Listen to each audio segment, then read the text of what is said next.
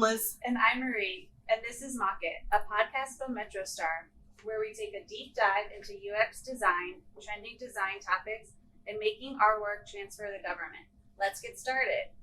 Awesome. So, for those of you who are just joining us, this is episode 8 of our podcast Mock It, and this is actually part 2 of how the pandemic changed digital experiences, and we are joined again by our wonderful guest, Leslie. Hello. Leslie, do you want to give a brief intro before we dive in? Yeah, sure.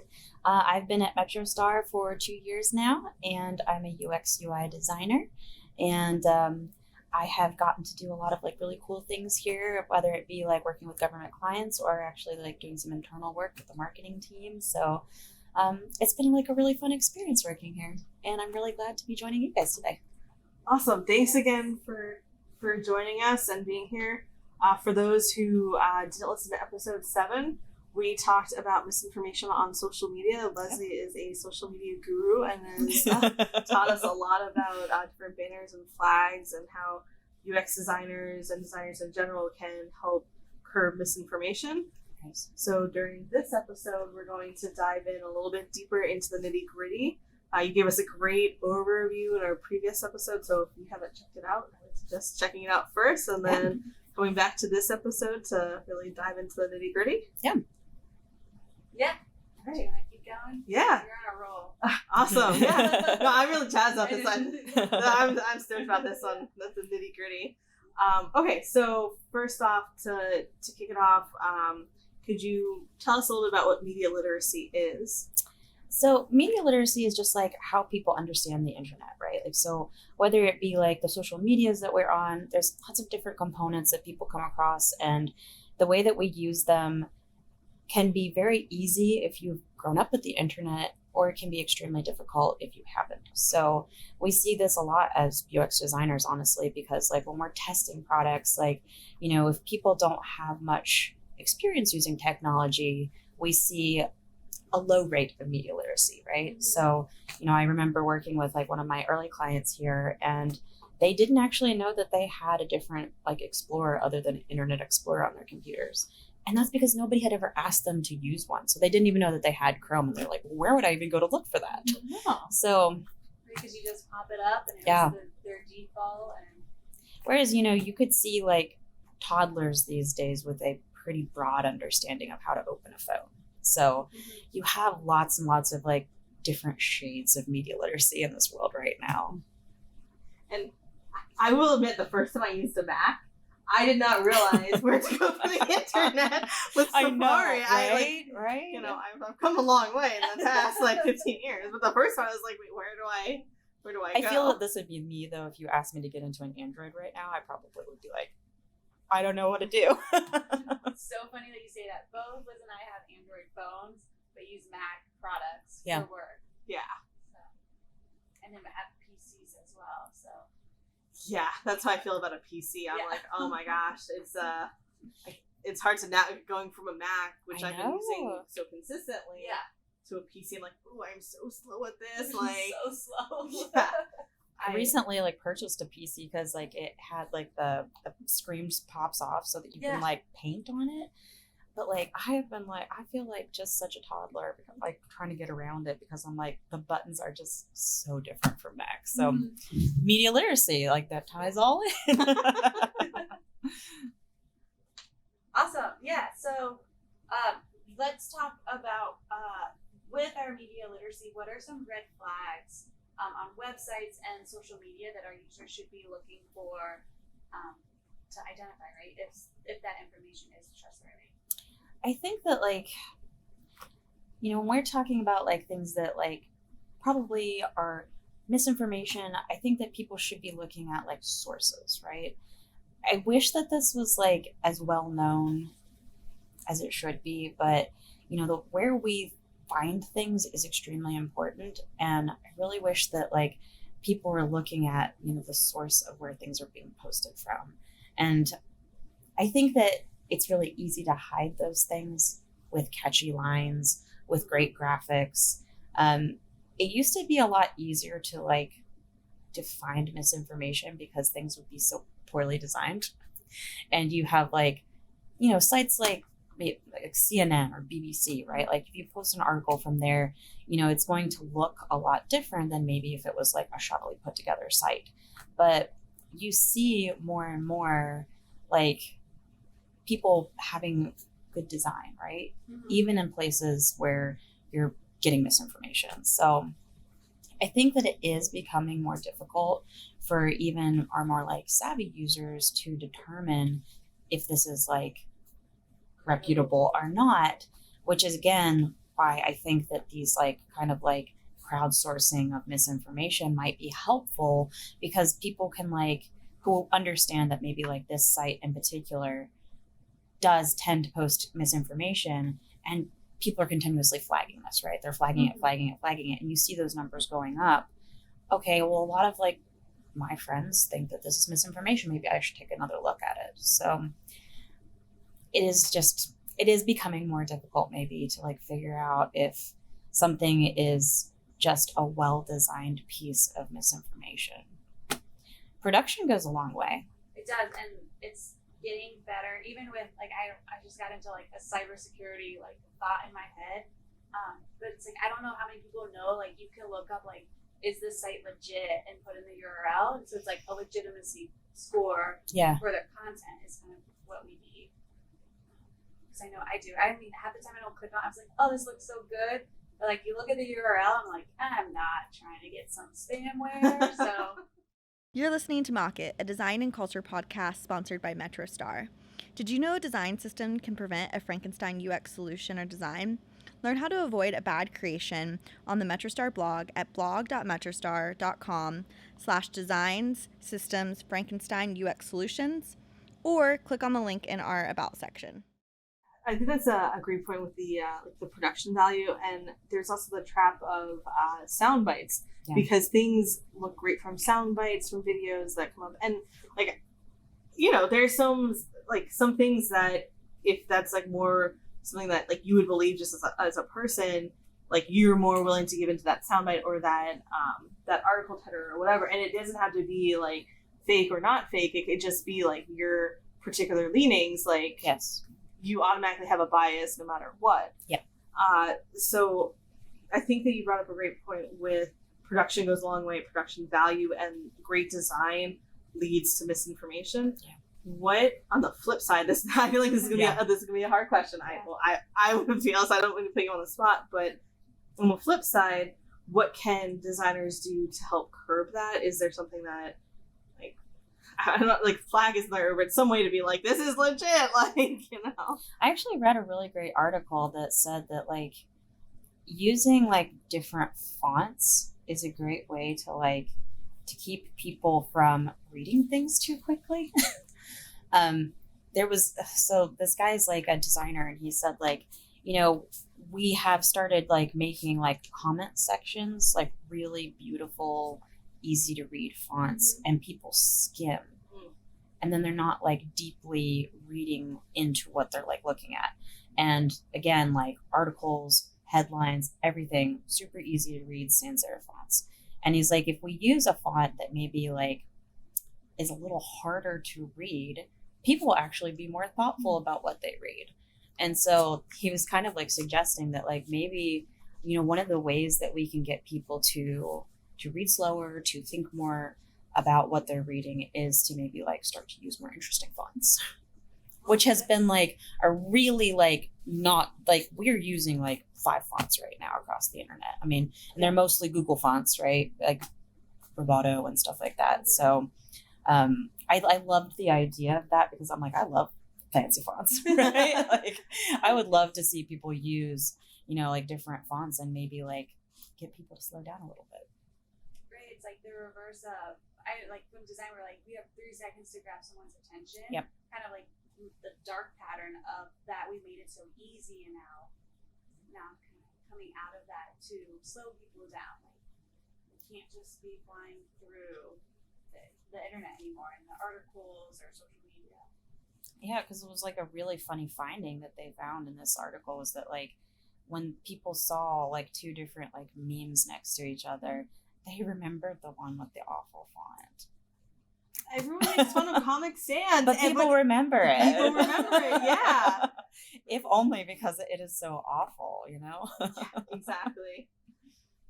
So Or like papyrus. That was my elementary school favorite one. Yeah. Just, I don't know, something about it. So I have a nitty-gritty question off of using these like different fonts, these like fancy fonts as you call them. Yeah. I'm like, oh, that is like a great. That's like sounds great. Like that makes a lot of sense. I do have to put on my like government accessibility hat for Yep. 1 sec Yep. and pose the question of this seems like a great solution that makes total sense. The research is there for it.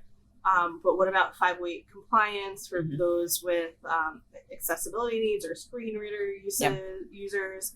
How, by chance, do you know how that would play into it at all? I think that, like, because I used to actually design in the wedding industry, and Oh, we cool. did actually care a lot about readability because, like, we had to put a lot of information on a very small page, especially when it came to, like, programs, right? For, like, a Catholic wedding would be, like, 10 pages long. So you do care a lot about, like, you know, your older people in the weddings being able to read that information. So, and people wanted really nice fonts because it's a wedding, right? But fonts can still be extremely readable and large and still be fancy. So I think that there is a subset of fonts that like that kind of like come from more of that like event space that are really being used to make something feel, you know, more interesting, more like designy without taking away from its readability. That's awesome. That's great. So I was like, oh, that's cool that you did wedding stuff. Yeah. I've had a kind of weird journey to UX, you know. Oh, that's cool. I feel like we could do like a whole podcast on that. Like, I do have a question that goes back to our previous episode with going into like misinformation and the spread of misinformation.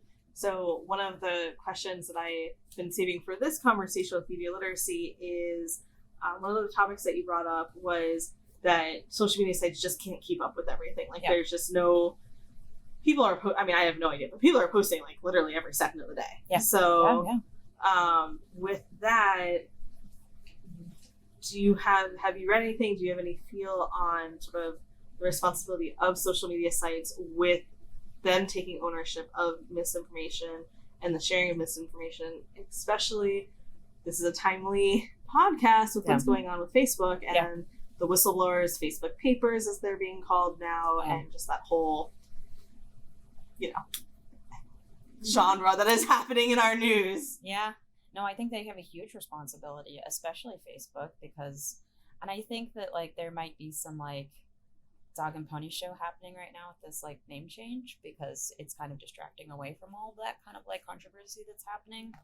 But I also like, I feel badly for the people on the ground who are trying to make Facebook safe because like choices that happen on top are not up to them, you know, and it's like they're doing the best that they can because like I read a great article that they published, that Facebook published recently, that they are putting in a system where when you share, you do have to answer some questions.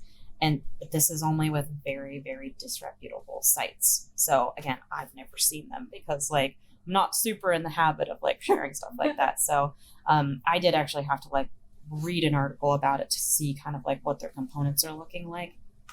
But they are trying to like get in the way of people before they share things. So these are some of the steps that they're taking. And they're also trying to like tag things as, you know, like we believe this site to be like misinformation. And then I also recently did see a story that somebody had posted that was like a photograph with a pic with a story, and the story was not actually about this particular photograph. It was stock photo, and it was from like last year that was made to look old-timey, and it was literally trying to say like this is this person from like 1904. And so there was an accuracy check there. And so I think that like there's a huge kind of like gap between things that happen behind closed doors in huge mega tech companies and then the steps that like everyday designers are trying to take to combat all of this. But again, it is a really, really huge undertaking. And it's just going to have to be a journey for them to try to figure out the best ways to like continuously come up with ways to help combat this. Because it's either that or like we slow the roll on how much people can share. And then that becomes a really like strange thing about like, what are our rights when we share information? Because again, like I think that a lot of people do feel very badly about like, where's the fine line about like, this is my right to like share this information, whether it's true or not, or like, can we stop you? You know? Because what's the difference of me saying it verbally, but like, right, my freedom of speech versus, Yep. right, it's digital. Yeah. Verbs. Do you have any insight on algorithms going to the exact point of, you know, so we've definitely talked about it on our podcast with, you know, our social medias are sort of curated for like what we like to follow. Like I follow a lot of like pet stuff. I think funny dog videos is like my jam on Instagram. Yeah. And the people I follow on on Facebook are definitely like friends and family. But I also, you know, I've defriended people. I've stopped following people. There are things that I've done just because I didn't want to be exposed to certain information that I thought was harmful. I know. So do you have any insight on like the algorithms, and then like if there's like a misinformation bubble, you're in your bubble, but then how does it like leak out, or is it just because you're in your bubble, like, you know, it just like fizzes up? I actually have thought a lot about this issue because like I wonder a lot, am I only being exposed to things I want to be? And of course you are, because like you want your social media to be a pleasant experience, but social media is also the way that we're mostly experiencing the world right now, especially when we're at home so often. So it is hard to like to know if I'm like being exposed to the right things in the world, because like, am I only seeing one side of the picture? So I think that at some point there is some responsibility on our like on ourselves as users to kind of like seek out the other side of the story, because our social media is just not going to do that. Like their job is to sell you things in the end, and your algorithm helps with that. So every time that you're liking a certain kind of thing, that leads to ad revenue, right? Because then they can suggest products within those spaces. So I don't think that you're going to find social media companies like trying to give you a big picture. They're going to keep you in the bubble you want to be in. And I think that there's a lot of danger in that, because when you're in a bubble that is full of misinformation, you are never seeing the other side of the story. So I do wonder like what the responsibility of social media companies is in creating kind of like, I don't know, to even like to stop people who are posting a lot of misinformation. I did read that Facebook might start penalizing people because every time that they're warned that they're posting misinformation, that their feeds might slow. Yeah, or it can even tie back to, right, like our media literacy when you were talking about, right, our feeds or what we like and stuff. I know just over the last year, right, there's been some other things that have come up. I have actively gone out and diversified at least those influencers. Yeah.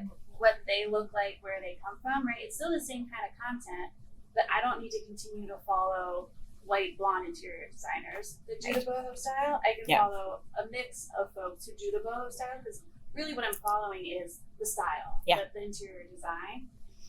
So I know I've gone out and done that. Or like cake and cookie decorating videos. I'm really big into watching those to relax. But that was like something I learned over the last year, that like, oh man, like I totally was blinded by that, didn't even pay attention. Yeah. But that it can impact. So I went looking out for folks who produce the content that I'm interested in but don't look like me. Yeah. But right, that's like a step of awareness and learning that I have to take. I mean, it might even be like an interesting campaign for social media to take part in, is to say like, how can I encourage you to kind of follow somebody that maybe doesn't like fall into your typical bubble? So, I mean, I think that could be like a really cool way to maybe like to show like big users on their like platforms that like have interesting content, but maybe you wouldn't have looked at it before. Right? Because I know I follow a lot of politics on TikTok, but like I also follow like a lot of like, fashion designers and people with like who do pet stuff and talk about like wild animals and I think that those kinds of like people have like a tiny world view in it, but like I feel like it's like something that everybody could be exposed to and enjoy, right? But it falls into my algorithm because of my politics, which is so strange to me. The pet music. Yeah. It's very unique.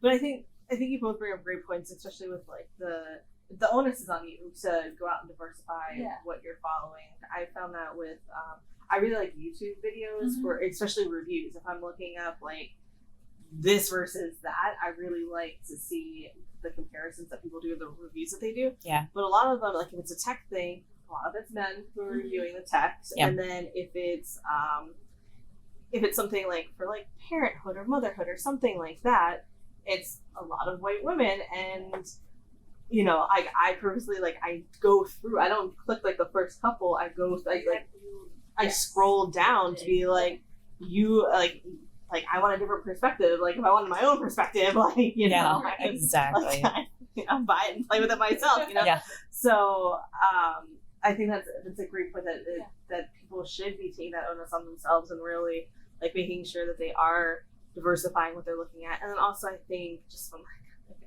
social impact, like you're helping people who may not have sort of as big a following. Exactly. Yeah. Thank you. To like rise them up and make sure that they're getting exposed to all sorts of different people, not just maybe what whatever platform they're using, like that algorithm is suggesting to them as their followers. Yeah. So that's a really great point. Then we have one thing on here that I'm a little nervous because I think of myself. I've been on Facebook since high school. Yeah. Data tracking on there. I'm like, oh, they have a significant amount of data on me. And I'm sure like Google does as well. I mean, I've been on Google. My first Gmail was right out of college or like last year of college. You switch from your college email. This is what I did. Yeah. To Gmail. Yeah, to Gmail. Exactly. Yeah. So Google has everything. I have location on my phone because I like using Google Maps. Like, Yeah. So with data tracking, how do you think that plays into either the algorithms or just in general of like, I mean, there's just like so much. And then like, that's not even including if you have like Amazon or anything in your home. Yeah, it's wild. You go on a website to like look for something else and all of a sudden an ad is on Facebook of what you just looked at. Yeah.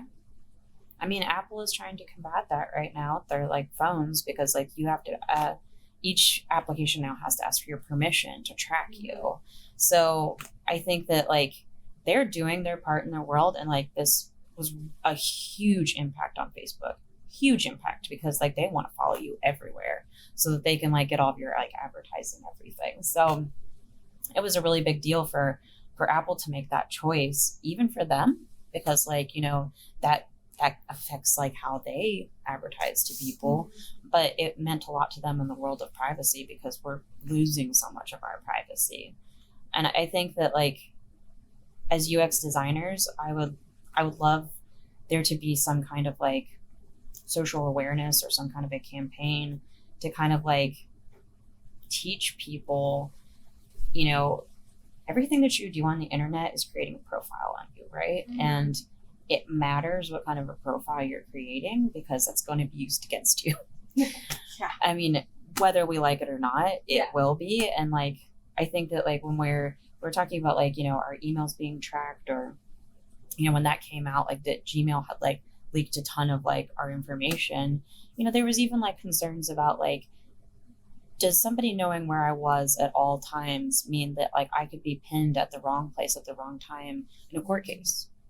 So like it is a really, really important issue, and like how we like kind of build ourselves a profile on the internet is very important. And this is why misinformation comes into this whole thing in such a crazy way, because like I don't want myself to be attached to having shared harmful information if that then goes on to an event that becomes dangerous. So I think that, you know, there needs to be some kind of like social media campaign to say that like you got to stop pressing the share button and not being aware of like how that builds a profile on you. And then maybe that puts you in the hot spot when things like an insurrection happen and they can literally find you because you've been talking about it across the entire internet. Well, and then I wonder if it's something with generations. So, you know, if you're an adult, you have different impacts than a child. Like, I think of like the next generation. I'm like raising children. I'm like, oh my gosh, like, do we let them have a social media profile? They're going to want one. I mean, it's not like, you know, at some point you can't prevent your kid from doing something. They're going to, you know, we were all kids once. You find ways around your parents, you know, but it's like a huge safety thing. And then it's like, just like what you were saying, like it comes back to bite you. Yeah. So like how, like, where does that responsibility lie? Is it like a joint effort of like, you know, adults in someone's life and like social media, but then for the adults who are posting about these things that, you know, they can be pinpointed on January 6th. Yeah. You know, what's the impact there? Yeah. And so like, where does that responsibility lie? I mean, it's a very like open-ended. It is like, a very open-ended hard question to answer. But I just do think that like there's not enough like understanding of like how our actions on the internet affect, you know, our personal lives, because it's just too easy. Like, and there is this kind of like feeling, I think, that like, oh, there's this like kind of like, I'm at home behind a computer screen and that gives me some amount of safety. And it's just not true. I think that like exposing, you know, like, you know, these profiles that like the media is creating about us is very important. So I would love to just kind of like to see that be like the next wave of kind of like education about like, you know, your media profiles and how that leaks out into the real world. Yeah, I think education is huge on it. I know we talked about it earlier. Leslie, I think you brought up with the production of stuff, like, right, they're pulling on like your certain feelings or like your views or however they learn about you from your profile, which is funny, talking with my son last night in a car ride, trying to explain, right, like why sometimes people make bad choices without him getting, I don't want him to have like such a blunt line about good and bad, but that like you need to see the other side of the story, that like the side of the story you're getting is someone is pulling at your emotion or something that way to get you wrapped up. We always talk about all these bad choices are made because people didn't breathe and think first. So essentially what and right, the breathing and thinking before you share. But right, it's like just education about take a breath. And learn more. I remember when I was in college and Facebook was definitely not as big as it is now, but it was big. I mean, we were all in college like around at the same time, and so Gmail. Yes, exactly. Right? That's like one of the best things about the first week of school or orientation week. Like, oh, here's my email. What's my college email? Yeah, exactly. And I think like I like distinctly remember I was on the volleyball team at my college, and my coach was like, I don't know what sparked this conversation, if she was just being a coach or if like someone posted something that was like not so good, but it was like, if your parents saw your Facebook, what would they think? So that was like something I was like, oh, because like my parents are always like, you know, like kind of what you were saying, like be careful what you post, like that was like something that like we openly talked about. But to like have your coach who like talking to this like young group of college women being like, really like be careful what you post, like for safety reasons of like, you know, back then like you really couldn't post much except for like life updates and like sort of like location updates with like, you know, I'm in like XYZ hall studying for like biochem or whatever. That was not me, but like, you know, so people could track you very easily. So it's interesting how it's just like they really kind of like what you were saying earlier, the purpose of social media back then had very different uses and limited uses, whereas now like people, you know, there is no end to it. Exactly. There's no end to what you can do on the internet because now you got the metaverse about to happen, and like we're gonna be like living in this kind of like virtual reality and have virtual hangouts and stuff. So there might just be like an all virtual like universe, you know.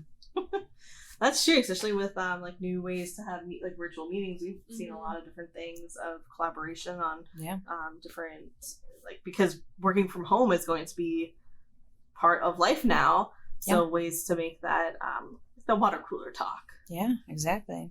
So to sort of wrap up, do you have any tips for users, internet users, social media users, people who want to learn more about media literacy, about choosing reliable sources, doing anything to make them safer online?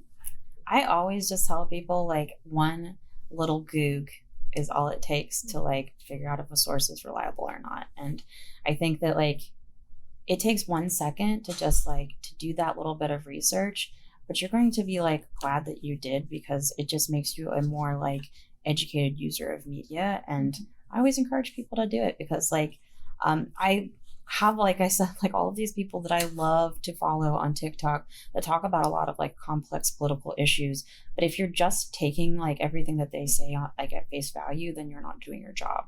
So I'm, going and like reading articles or just maybe watching a YouTube video to follow up with it, so that like if it's a topic that I'm interested in, then I want to make sure that like I've read more than one thing or watched more than one video. I'm not just watching something that from like a person who's not like a researcher or a professor or a doctor, but like, one more reputable source, right? And it just makes you like a better rounded person. It makes like the things that you care about that much more interesting. Yeah, that's a great tip. Awesome. So first off, we want to thank you for being here for our second episode with you about digital literacy. Your wealth of knowledge. And I'll just put a little plug in for those that have been listening. These are complex issues that we've been talking about. So definitely reach out to us if you have any questions. We have subject matter experts here at MetroStar that can definitely dig in and dive in and keep up with your questions. So, all right, awesome. So this is Mock It. Don't forget to like, subscribe, and share with your friends, and join us next time. As always, if you're interested in learning more about how government and tech collide, visit metrostar.com and follow us on socials. Thanks, Leslie. This was great. Thank you.